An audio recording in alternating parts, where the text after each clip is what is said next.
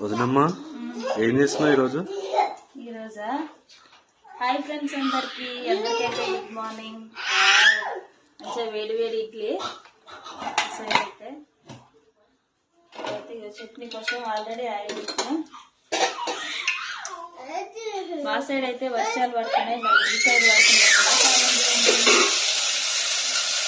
నేనైతే ఆయిల్ కొంచెం పోసిన, ఎందుకంటే చట్నీలా ఎక్కువ లేకుండా పర్వాలేదు అది చెప్తాను.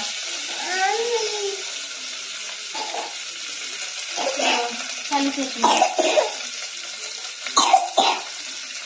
ఈరోజైతే మాది ఇడ్లీ పల్లి చట్నీ. మరి మీరేం చేసుకుని మీ టిఫిన్స్ ఉన్నాయో కామెంట్ చేయండి ఫ్రెండ్స్.